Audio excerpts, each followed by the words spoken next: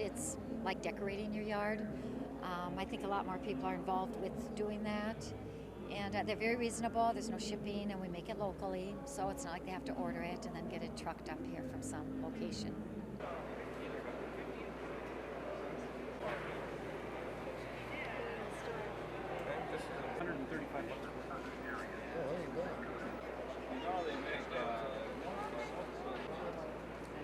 Like, it'd be a nice house for you. Which one do you like best?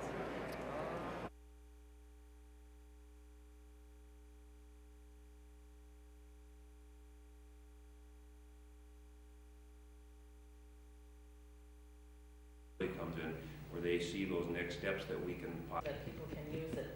I walked into one that was a problem for a person with disability. We need your input where you go and talk to an individual at a particular building. When we talk about ADA, we need to do things to accommodate people with disabilities, not because it's the law, but because it's the right thing to do. We're well past the days where people with disabilities were locked in their houses and never got out to do anything or be anything. And so this is a really important issue. We've come a long way from that point, a long way, and people are able to get out a lot more. But then as you begin to repair some of these things and make things more accessible, you begin to realize more of what you could do in addition to this. So it's like, boy, we've come a long way. Boy, do we have a long way to go. Let me respond.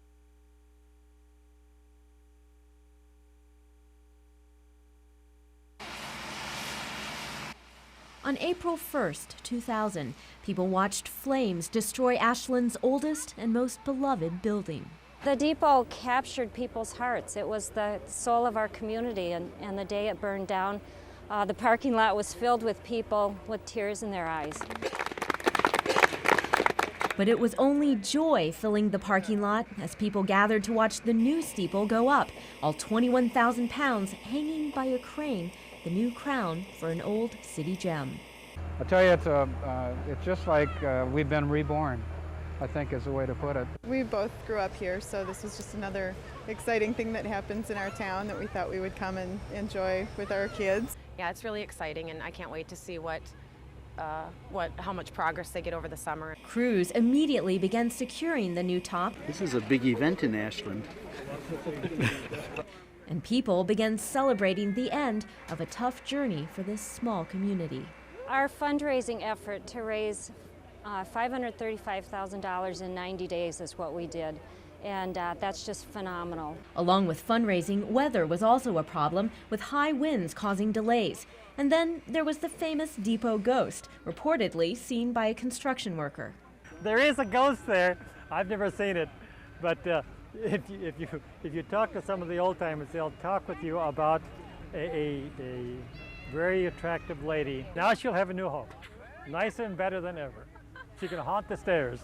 And Mayor Lowell Miller says the new depot will help preserve Ashland's history for future generations. This represents the link to the past of this city more than any building in this town. This depot symbolizes what Ashland was 100 to 150 years ago.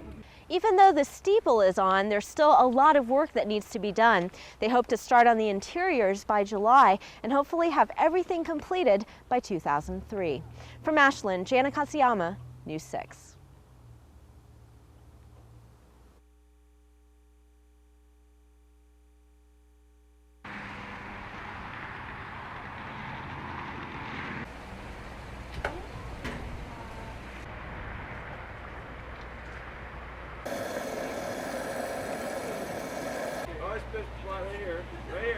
Where's the sign that says? I hope we'll get soon in this country to a point where every car or vehicle that burns gasoline can use 85%.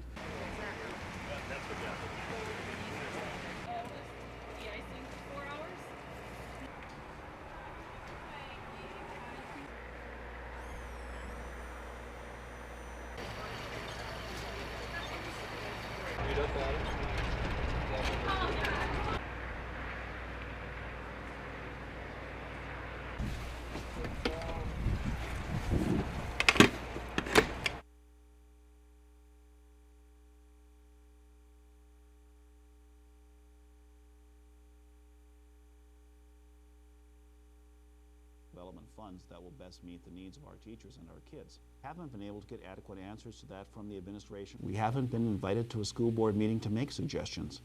We haven't been invited by the administration to be a part of this. What we have done is acted for the benefit of kids. Now, if the school district, or the school administration, or school board sees that as being combative, I'm sorry that that's the case. It really shouldn't be the case. But we think that time is running out. The district has gone a ways down that road. We don't have time to sit down and plan for what. We don't have time to sit down and plan.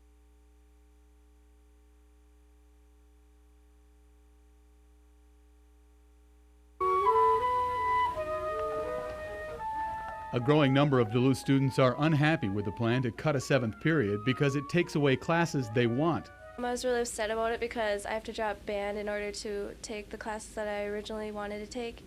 There's other things I want to take, like Spanish and like fit in a study hall, because I know a lot of the classes next year are going to be really hard. But now I can't. The teachers union is proposing diverting funds used for things like in-service, continuing education, and curriculum specialists. They say they're willing to do it to maintain the quality of education. We really have a requirement to provide what's needed by students. 0.4% of the general fund budget in savings. What is the cost to students? Today's proposal is a challenge to the district from teachers who say the district can save 7th hour if they want to. We haven't been invited to a school board meeting to make suggestions. We haven't been invited by the administration to be a part of this. What we have done is acted for the benefit of kids. Now, if the school district, or the school administration, or school board sees that as being combative, I'm sorry that that's the case. It really shouldn't be the case.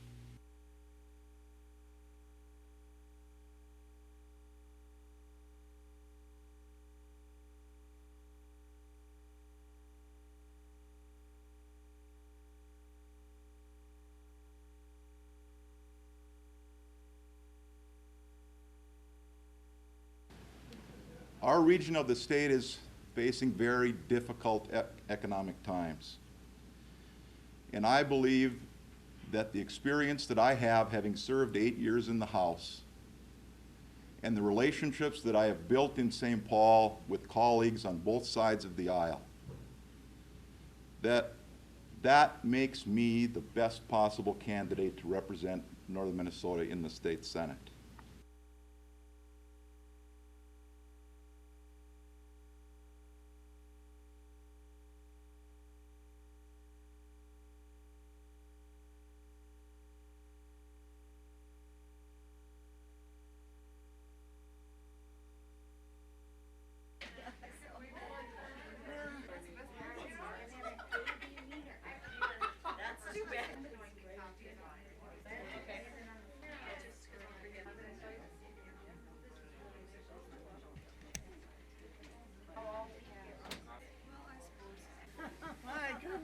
Well, I worked with 6 principals and many different staff members, but at MacArthur it's like everybody's a family, don't you think?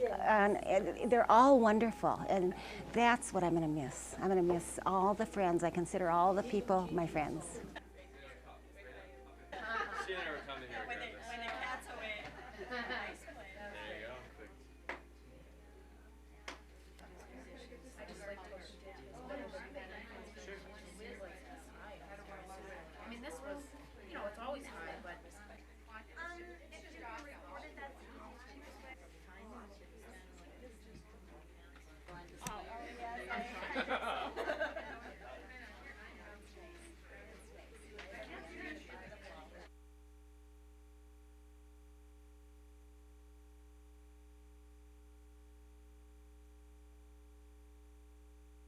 Would he have a cut on his right cheek and a patch over his left eye? Yes! He's the same! We're going to give Phil a little surprise. I was Flint's first mate, and I'm the only one that knows where the treasure is buried. A buried treasure? Aye, chests of gold and silver and jewels. A king's fortune is. Now I have the map that shows where the money's buried. A map? It's the treasure map they want. It's the map they'll kill for.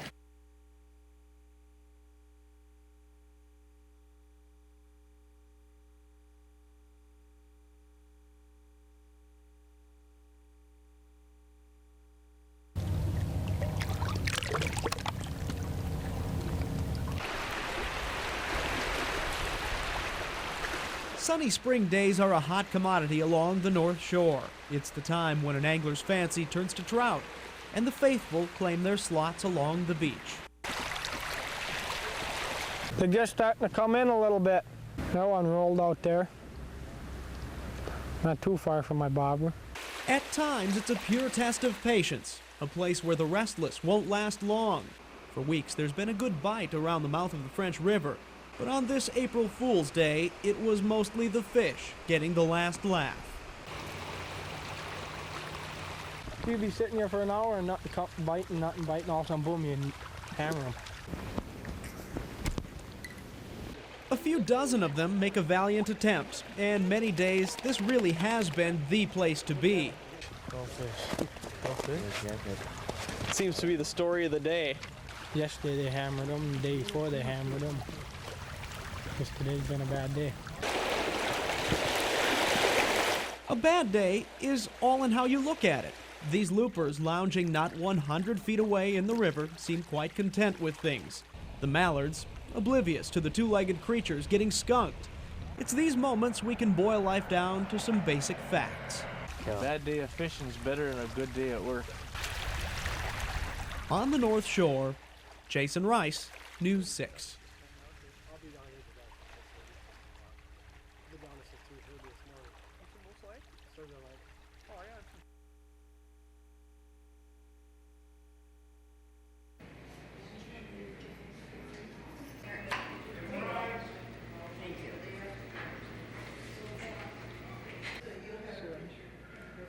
Is this the only street that we put in there then? Yep.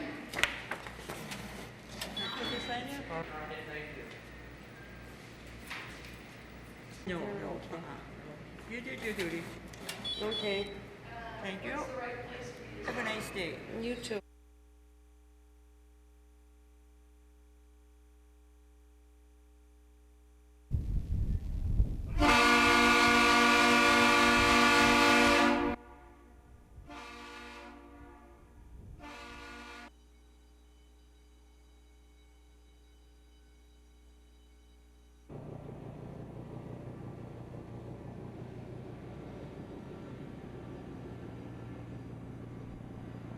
It's Duluth, Duluth is, everyone sees the lift bridge as a symbol, so it's nice to be back and operating, and as it goes towards summer, a Saturday afternoon in July, we're nonstop sailboats, charter boats, people's pleasure crafts, and then of course the 1,000-footers coming and going.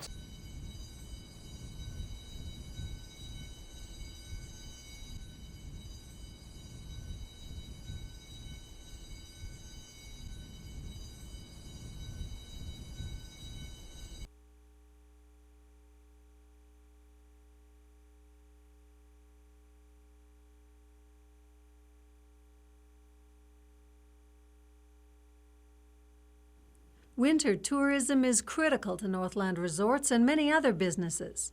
When we don't have snow and cold, they hurt. When you lose that last week in December and you lose January pretty much, and here we are almost the middle of February and we haven't had a very good February yet. That was 1995, and the winters since haven't been much better. You get like 5-10 people going down the trails, it just wears down to the dirt. A report released today by the Isaac Walton League shows temperatures in Midwest states have risen as high as 1.8 degrees in the past 100 years. This winter, from November through January, was the warmest on record for the Midwest. The Isaac Walton League blames power plants for much of the problem. Most of the observed warming over the last 50 years is likely to have been due to the increase in greenhouse gas emissions. And the League says the Midwest dumps in more than its share of greenhouse gases. Just the 140 power plants in the Midwest are responsible for 2% of the Earth's global warming carbon dioxide. If power plants are a significant contributor to climate changes, then the situation could get much worse. In November, I-Team 6 reported on a significant number of new power plants proposed for the Northland. Climatologist J. Drake Hamilton says unless carbon dioxide levels are lowered, continuing climate changes will have a dramatic impact on this region. Minnesota could look vastly different as soon as the next 50 to 100 years if climate change continues unabated. Noted outdoor author Mike Furtman says the Midwest is already feeling the impact of climate changes on wildlife and fisheries, and it could get worse. Many of our Minnesota and Wisconsin trout streams could lose their trout populations and become bass or catfish waters. The Isaac Walton League says Northlanders need to fight for legislative changes that will reduce CO2 and other greenhouse gas emissions now before it's too late. In Duluth, Barbara Riles, News 6.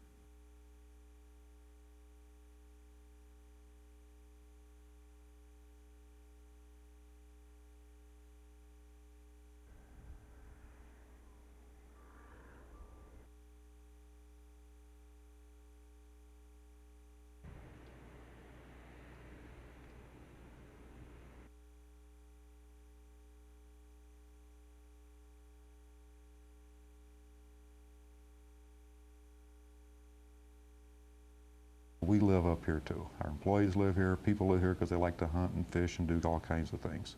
So we go beyond that also to help the environment.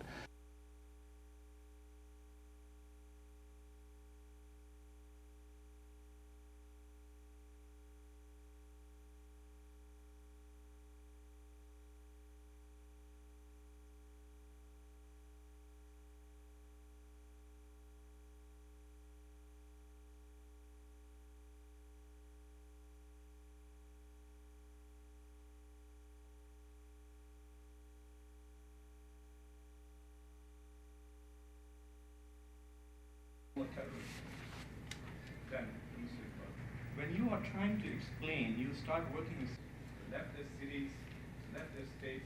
Both Islam and the West are caught up in a first epistemology which facilitates explanation to the other actor.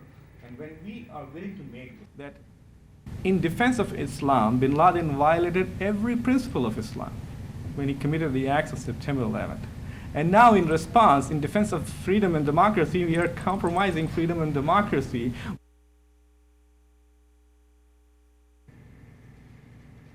So the best thing they said is apologies of understanding social phenomena, which allow us to be far more adept at it than anybody else. Or we get rid of Muslims. Establish themselves, and now I see it more of a faction where they're competing for resources. And the thing I never hear about. Left their homes, left their cities, left their states, they left their country and ran. The first epistemology is called explanation.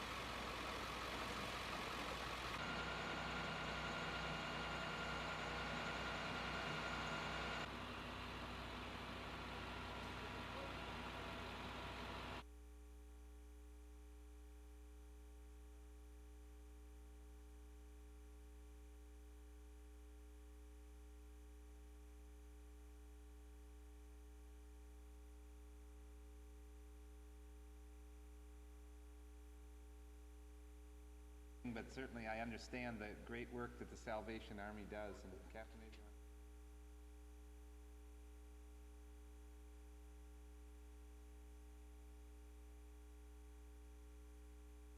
Adrian. It is a very serious problem in Wisconsin. The recent rankings came out by an organization who watches this, and it gave Wisconsin a D for the provision of food services to low-income people.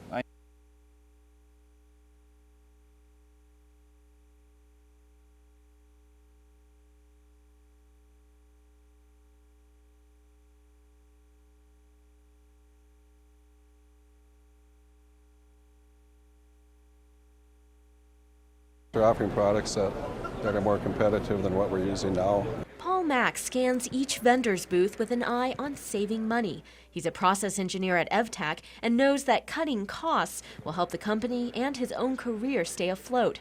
Paul already lost one job when LTV Steel declared bankruptcy last year. I was there 10 years, so yeah, it was an adjustment. any new job's an adjustment, and I'm still going through that, but I'm lucky to have a job. Executives and experts were feeling the pressure at the annual mining conference in Duluth.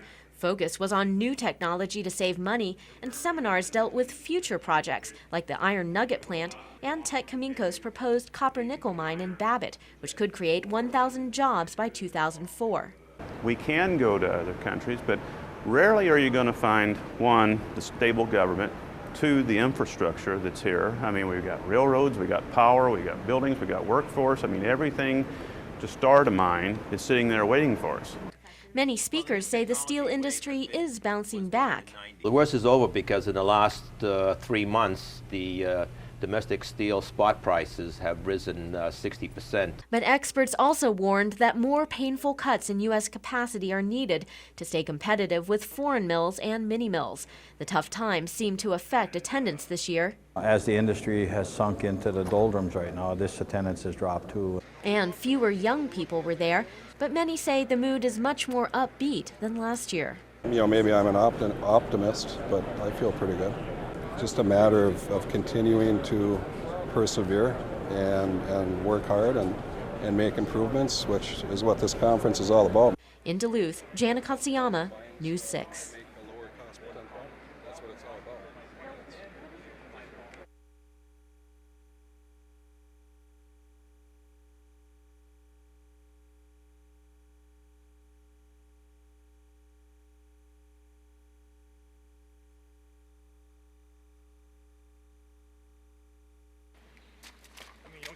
I'm just saying, get the tractor. Obviously, right now, it kind of hurts me personally because with the county making the decision they did, now MPNL wants to go through my land again.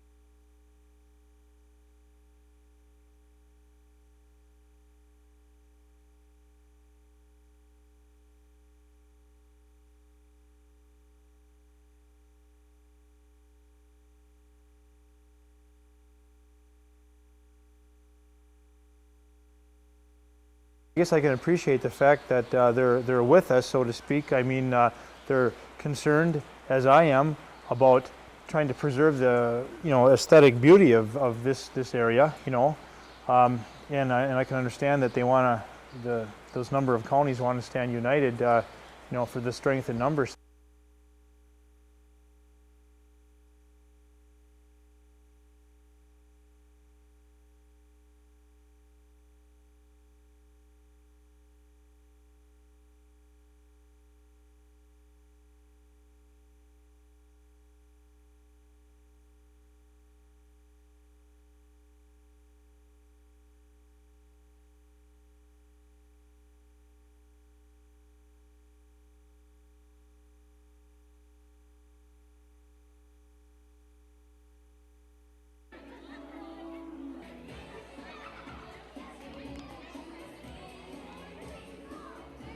It's been pretty good. Well over 100 have already shown up so far. People are still coming in the door. A lot of big families are coming in. Mainly a lot of little girls, but some little boys have also come in.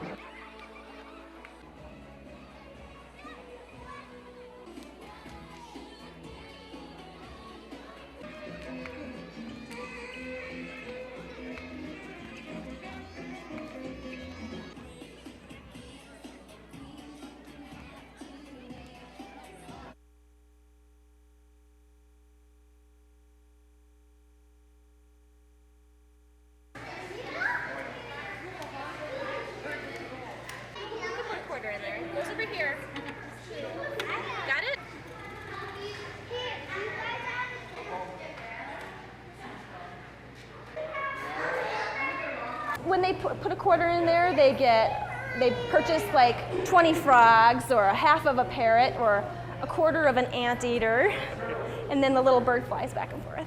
No more. Let other people.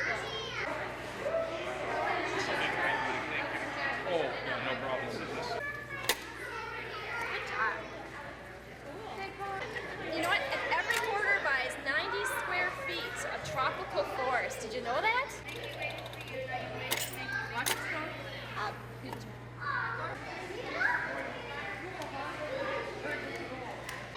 Put a quarter in there. It goes over here.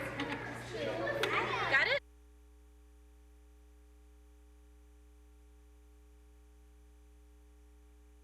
It's on the ground! Oh yeah, I see it. Last year in Minnesota, we set a record with 74 tornadoes, and as it continues to warm up outside, the atmosphere becomes more volatile and capable of producing the same type of fury. On June 18th last year, a strong F3 tornado producing winds in excess of 150 miles an hour nearly leveled the town of Siren. While advances in weather forecasting have resulted in increased accuracy and lengthened lead times for severe thunderstorms, there are still, on average, 150 deaths per year across the U.S. due to tornadoes and lightning, and another 140 deaths per year because of flash flooding. If a severe weather watch is issued in your area, that means conditions are favorable for storm development. During a severe weather watch, you should be aware that severe storm development is possible and keep an eye to the sky. You can also get weather updates from a NOAA weather radio. A severe weather warning in your area means large hail and damaging winds are already being produced, and you should take cover immediately. If a tornado is in your area, seek the lowest level of the closest building and find an interior room. If you get caught outside during a thunderstorm, here are the basic lightning safety rules. And remember, wait at least 30 minutes after the last lightning strike before you go outside. Your best bet is to seek an enclosed building and wait it out. Paying attention to weather forecasts in these situations can be crucial to your survival. Because of the 100,000 thunderstorms in the United States each year, about 10% of them are severe. Safety in severe weather requires an increased sense of awareness and additional responsibility from all of us, because you never know when the next severe storm will decide to single you out. For News 6, I'm Eric Green.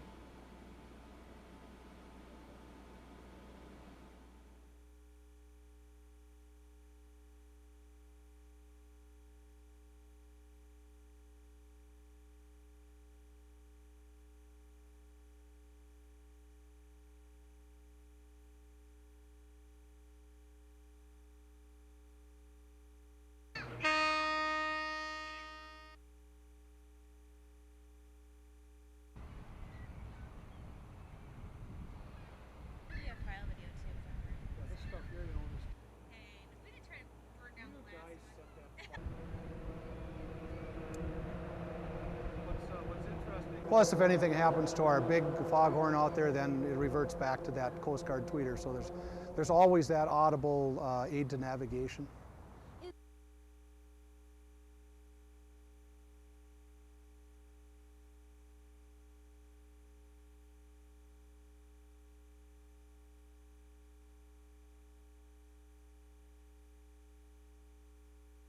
Maybe 4 blocks downstream from there by the bright spot, that bridge is also covered with water, and they're sandbagging there. And I drove over US 2 at about 7:30 tonight, and I would say the water is within maybe 12 inches of the bottom of the bridge, so it's getting close there too.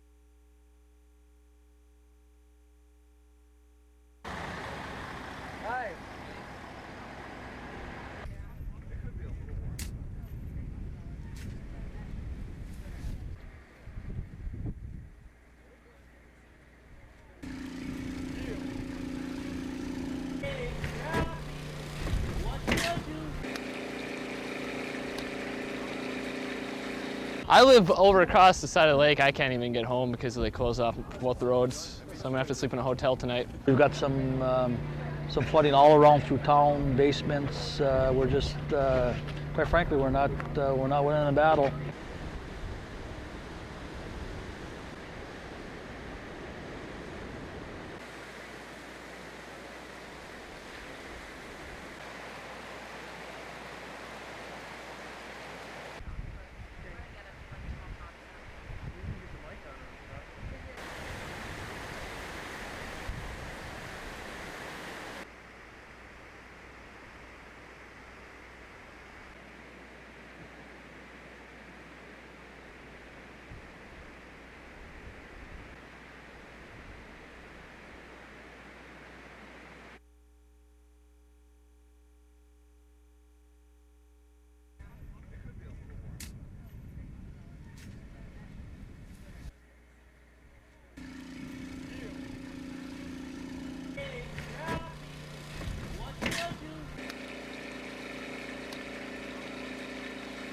I live over across the side of the lake. I can't even get home because they close off both the roads. So I'm gonna have to sleep in a hotel tonight. We've got some flooding all around through town, basements. We're just, quite frankly, we're not winning the battle.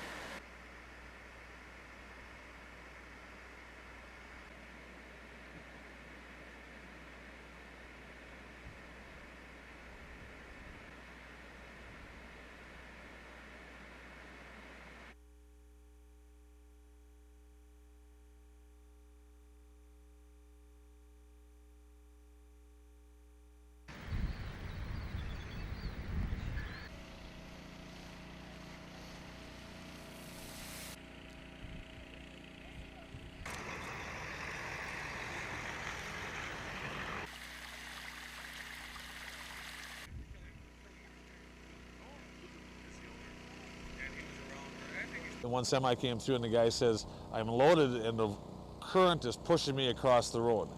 So at that time we started cutting back on traffic and the state came in and we started closing things down.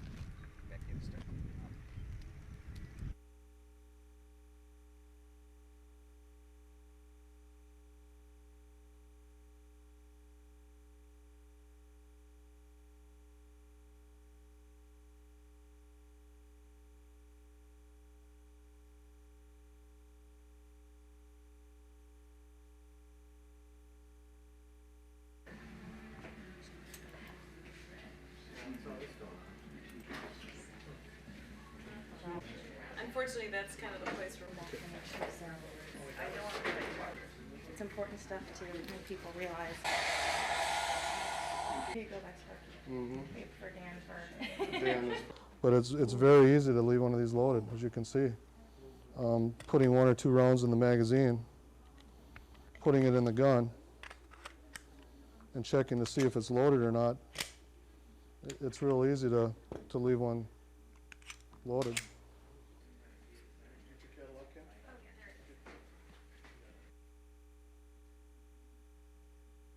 Still a gun safety instructor. Yeah, I'm an NRA certified. It's important stuff to make people realize.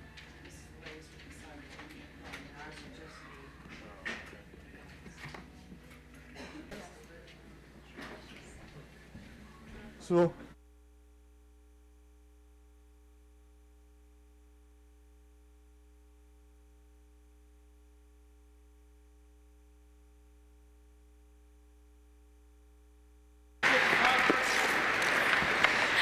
Sam Blakely is absolutely thrilled. Chasing after pucks, swinging his stick, and playing hockey for the first time in his life. When you go fast, you get to go on the knees. This 8-year-old came from Utah to attend a national hockey camp here in Duluth. Now you're ready to go out there and see. Okay. Tell that camera. Okay. Ready? Let's do it. Go. Sam lost his lower right leg, but at this camp, that doesn't matter. Here, Sam and other kids from the U.S. and Canada get to test out prosthetic arms and legs that give them freedom to play a game they love.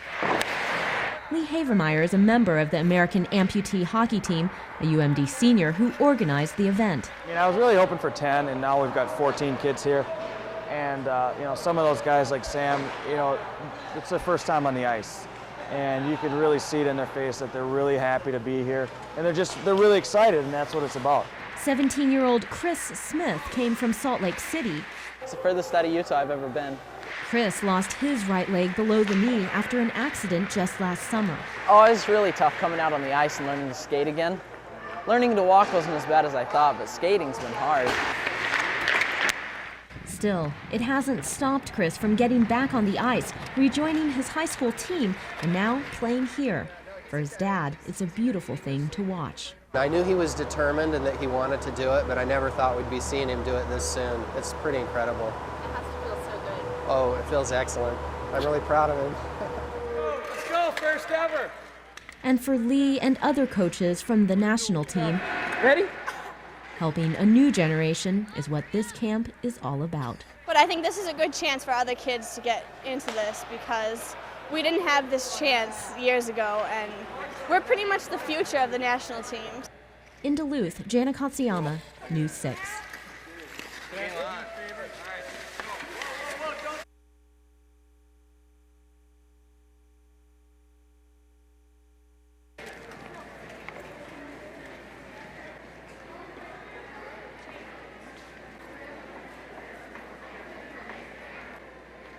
It's an application of work, more so than just paper pencil types of assessments. It's projects, activities, models, those kinds of things.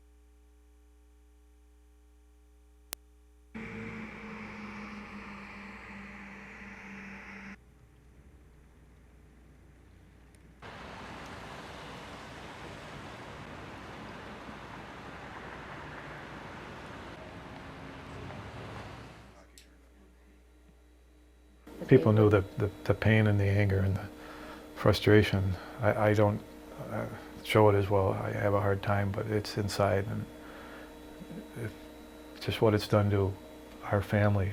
I would never touch a drink again in my life if they could go through what we've gone through and get into a car and drive.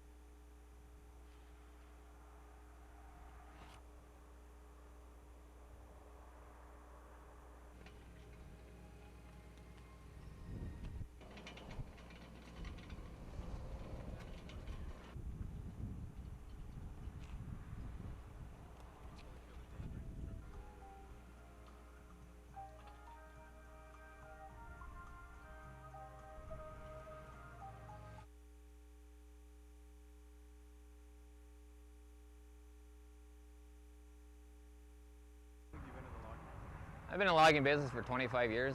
You can ask Mike Zahar anything about Floodwood, Minnesota, and chances are he'll know the answer. He's lived and worked in the small community all his life. Here we've got family operators like myself. My family's been logging since 1915. So there's a lot of history, and most of the loggers in northeastern Minnesota can say the same. He runs his own business with help from his wife and their 7 children, and he says their way of life is threatened. If logging fails, which we're nervous of and we're scared of, the economy of St. Louis County rurally is going to go under. Mike says there are about 20 family-run logging businesses in the Floodwood area, and it's becoming harder for them to compete with larger corporations. Logging is one of the main industries in Floodwood, and residents are worried that other businesses will suffer if the tough times for timber continue. The logging community is now bringing attention to their needs. Floodwood is hosting a summit on Wednesday to assess the impact of logging on local communities. I'm hoping for a little more balance, within the state and local governments, and how they set up and sell the timber. Loggers want county leaders to level the playing field by restricting large corporations from bidding against the family-run businesses in some situations. And loggers like Brandon Sunvary say immediate action is needed. Well, I'm a pretty young man, and I wish I'd have, you know, quite a few more years to do this, but, you know, the way it's going, I mean, you can't count on anything. If we lose our base economy, these families are going to have to move elsewhere to find jobs. That's not an ideal situation for Mike Zahar. He says he'd like his kids to carry on the family tradition if there's a future in Floodwood. You know, hopefully there is. Ben Singer, News 6.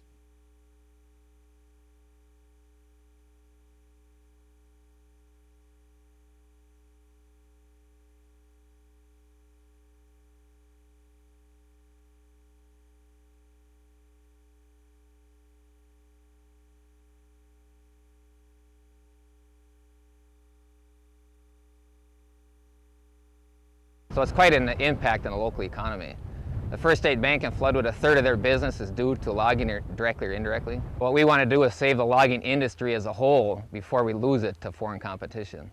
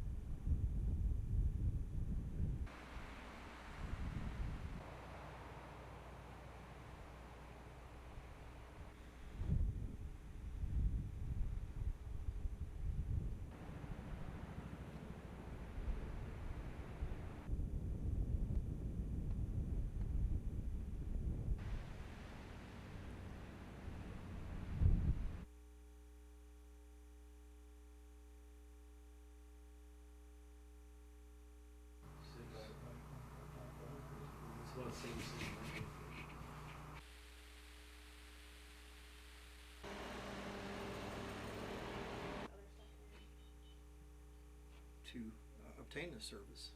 He or she visits the physician, obtains the prescriptions that they want filled. Yeah. Can we get right back to you on that then? We've got the... Well, a lot of the prescriptions that anybody may take would probably be on this list. There is, however, the book you see in front of me. Let's go into their pharmacy and shoot some video. Do you mind if I borrow your phone book? 55.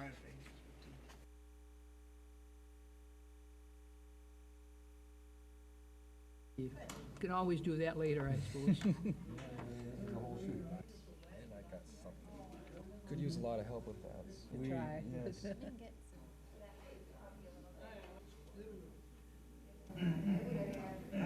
Went to England in '43. We were the first ones over there with a heavy bombardment unit out of the States. We went over with 30 aircraft, and 3 of us made it to 25 missions. It isn't very easy to go over it. It's one of those things, you know, you never forget. World War II Victory Medal. Right, okay. Got your good conduct medal. Thank you very much. This is a uniform from someone who served in the West Indies. So we've really got a worldwide assortment of things today.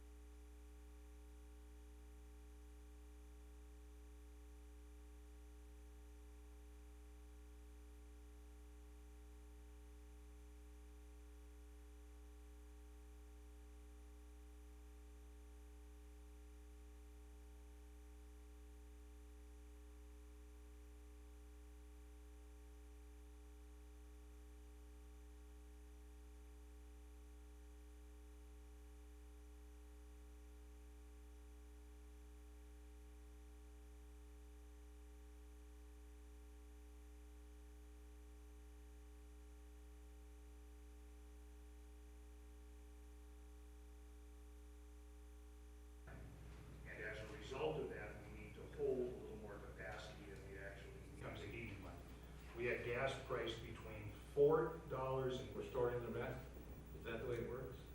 The year. And council passed the ordinance that when it's 20 below in Duluth, Minnesota, we want to make sure that we've got enough gas for all of our citizens for all of their needs. Gas into storage, June, July, August, September, October, and then use that gas. The following.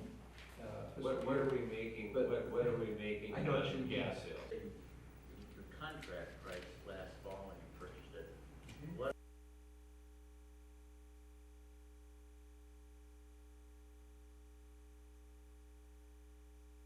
construction work going on. It's going to be a pretty big inconvenience for the traveling public that uses either Highway 53 or Highway 2 crossing between Duluth and Superior. Starting on May 6th, the traffic will slow down and orange cones will take over the area. The state is diving into the summer season with major construction plans. The first, a 2-mile section along US 53 from Belknap to the Blotnick Bridge. The project will take 3 weeks. The southbound lanes will carry two-way traffic. Traffic flow will eventually switch to the northbound lanes. The cost of the project, $400,000. The second project will begin after the first is completed. This job will be on a 1-mile section of US 2 from the Belknap overpass to the Bong Bridge. This project is expected to take another 3 weeks and will cost about $250,000. And finally, in mid-June, the deck of the Hill Avenue overhead on Highway 2 will be replaced. We just want to make sure the traveling public knows about them starting ahead of time to try to use alternate routes.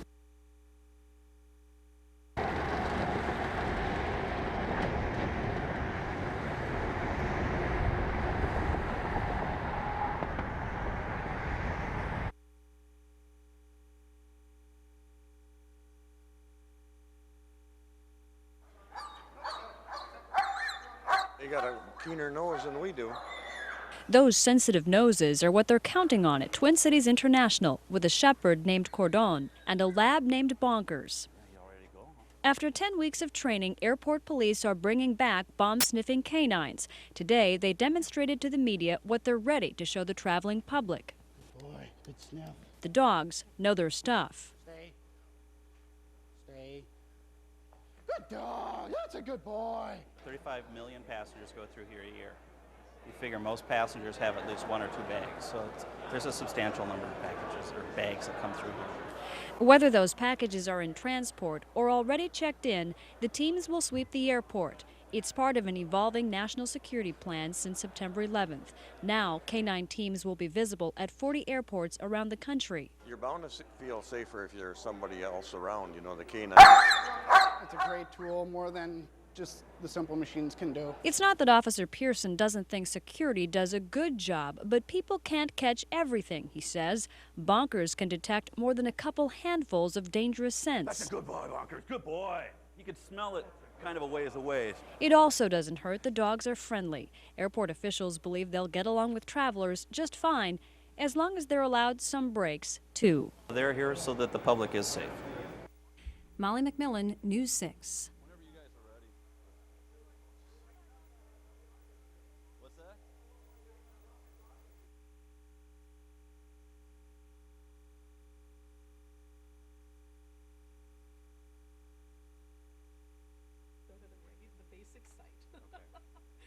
We're pretty much done with the... Yeah, we can move this around.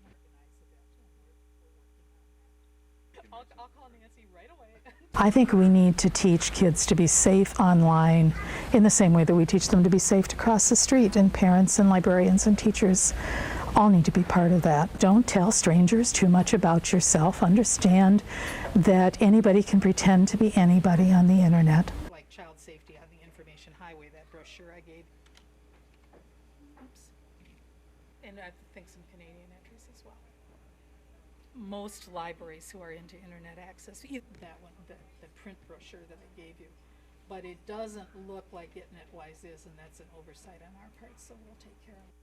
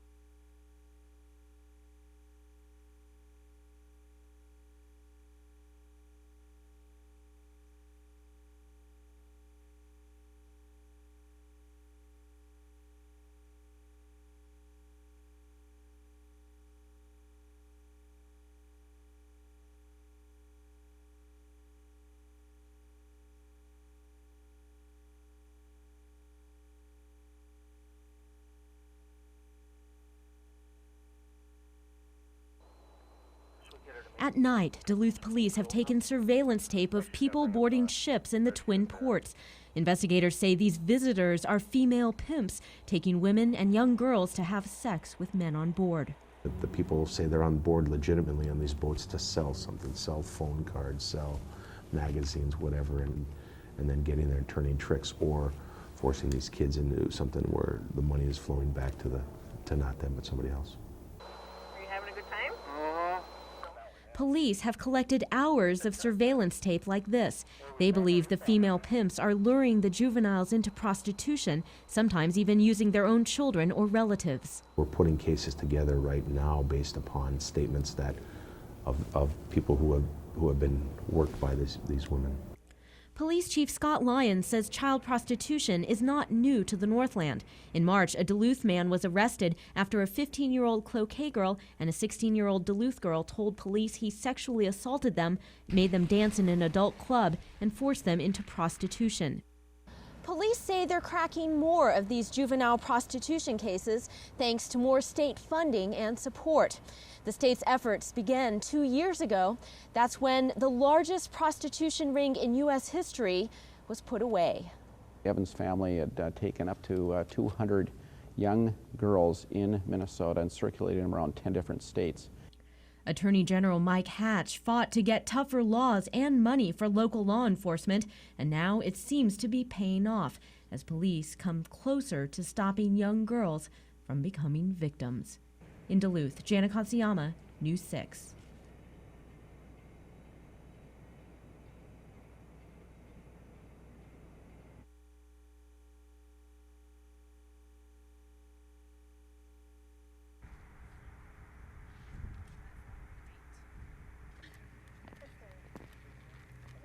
We were going to start a week ago, and it started to snow.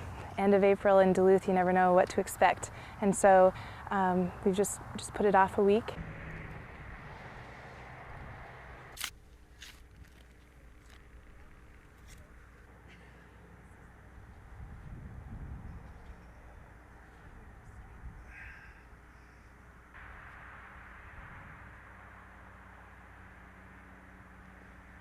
Yeah, that's almost another story in itself. Who are the All-American Roses?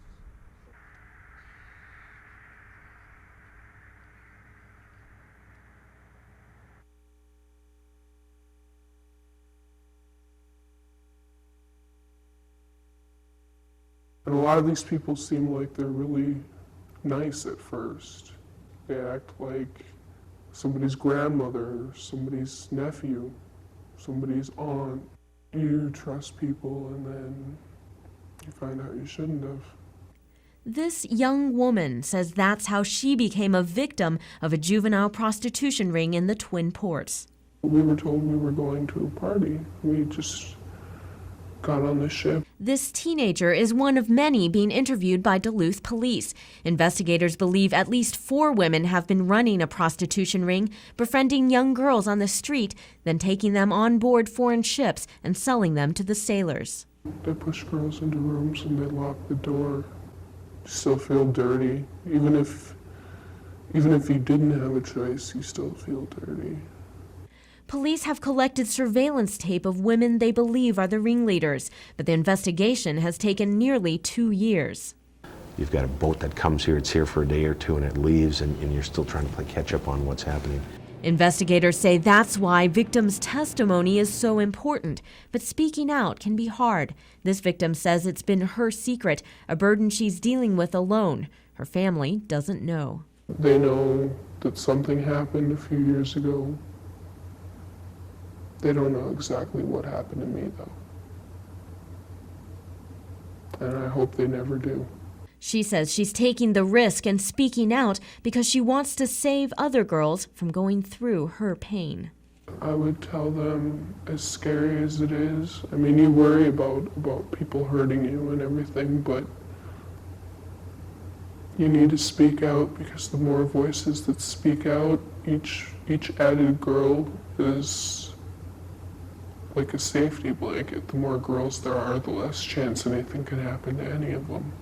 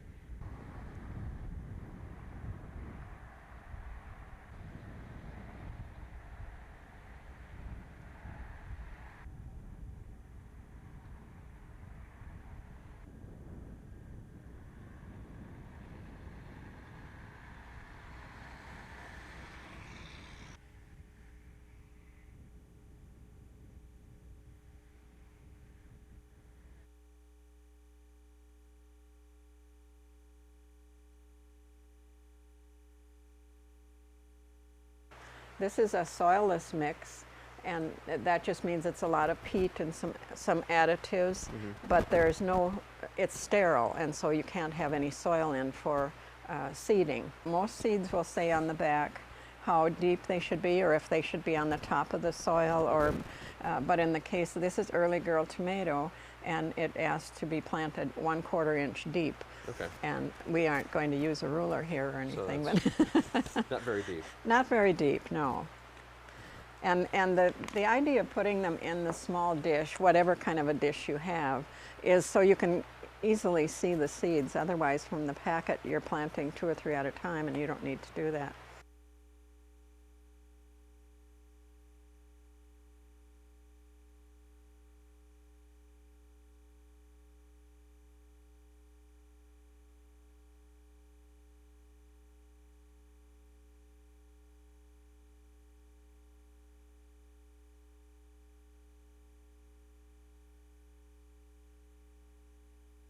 I mean, if you look at other situations throughout the world, you have prostitution is legal in Nevada, and it's controlled there very much so. You don't have underage girls working in it because of the fact that it's controlled and regulated.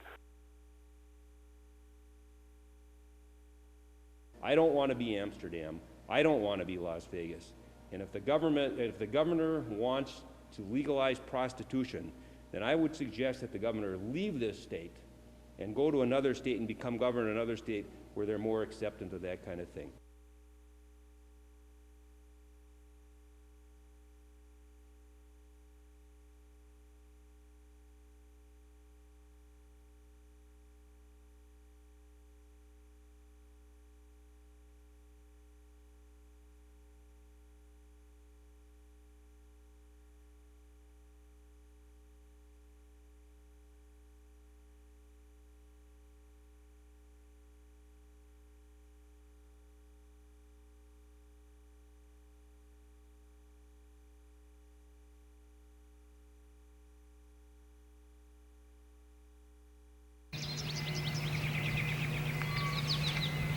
Last year, it almost got unbearable. Trees were bare, buildings were crawling, and then the moths of biblical proportions bothered us through July. And this year, it looks like we'll be coping with those creepy crawlers once again. They are really not a major economic pest. They're certainly not a health hazard of any type, and they're more of a nuisance pest than anything else, and we're going to have to learn how to peacefully coexist with them. The Minnesota DNR says this year's population should just about mirror last year's, with maybe a little less in a few locations. So that means peacefully coexisting with something that basically takes what it wants and then goes looking for more. At their peak, the trees were basically had big clumps of the worms on them, but they started webbing their way down after they would eat the tree, so there was like tubes of them off of all the trees kind of blowing down as they webbed their way down. Experts say they should start showing up in the next couple of weeks with the buds on your trees. And if history has taught us anything, it's that they will be hungry. They've eaten just about everything they can. They fall off the building onto us when we go into the building. So with more than 1 million armyworms possible on each acre of wooded land, we'll be saying goodbye to lots of leaves. Some plants and trees to keep an eye on are newly planted trees or saplings, fruit trees or vegetables, as they can lose their harvest from defoliation, and trees and plants recently damaged by construction. Birch and aspen are frequently their favorite target, and most mature trees will handle the abuse for a couple years, bouncing back with another round of leaves in late June, though they're not as robust or numerous. If you want to attempt to fight off the armyworms, you can always try a polyethylene barrier covered with a solvent like Vaseline, or a plastic barrier around a tree trunk. If either of those methods don't work, there are several pesticides available. By the time August rolls around, other than a few leftover moths, the cycle should have come and gone. And if nature takes its normal course, which I think we're all hoping it does, we should see a lot less armyworms next summer. Eric Green, News 6.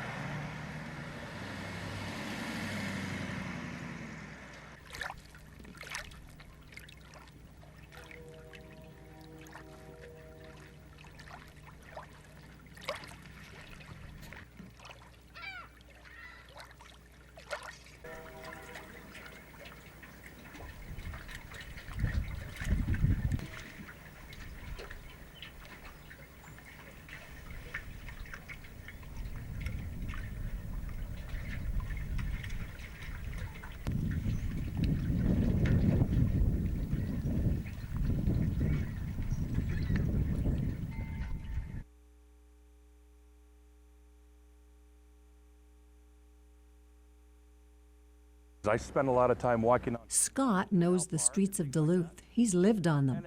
He says Duluth has become a mecca for street people. I think it's become a center for people to come to. It's from here, people develop the idea that, okay, the summertime in Duluth, let's go up, let's party. And the party is growing. Authorities say the number of street beggars has significantly increased over the last 3 years, and it's expected to grow even more. They just asked us if we had 25 cents or $1. As the summer comes, there will be more and more transits coming through, and there will be more panhandling on the streets. Street-savvy Scott says Duluthians are an easy mark for panhandlers. Wow, too nice to say no. We gave him $1. But that Minnesota nice is not so nice for business owners. Paula Saxon, who owns Arthur's Formal Wear on West 1st Street, says she's seen customers just walk on by her store rather than try to get past the panhandlers. When they leave the store or they're on their way into the building, right away you'll see people come up to them, and it's male and female. They don't care if it's a nickel, a dime, or $1. They just want the money. Police say they spend a lot of time moving panhandlers away from areas of complaint, but they haven't had any reports of aggressive behavior or anyone being hurt by street beggars. So can I tell my audience, don't be afraid of these people, they're not going to hurt you? Nope. What I would tell your audience is that ignore them. But ignoring them is not always easy, especially here in the Northland, where we worry whether they'll have a warm place to spend the night if we refuse their request for a handout. What's that? We need a quarter. You need a quarter? Yeah. I don't have any quarters, sorry. But those who provide services for street people say they won't go hungry or cold if you don't give them money. There are places in Duluth, there's 3 of us, Dominiano, Salvation Army, and Union Gospel Mission, that feed and take care of all their needs. In Duluth, Barbara Riles, News 6.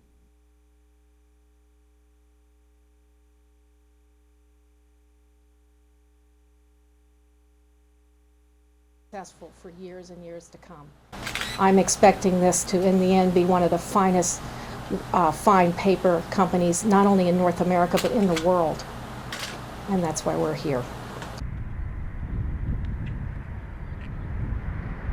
We didn't buy this mill to stand still. And once we get it on firm ground, I think you can expect to see some major investments made here.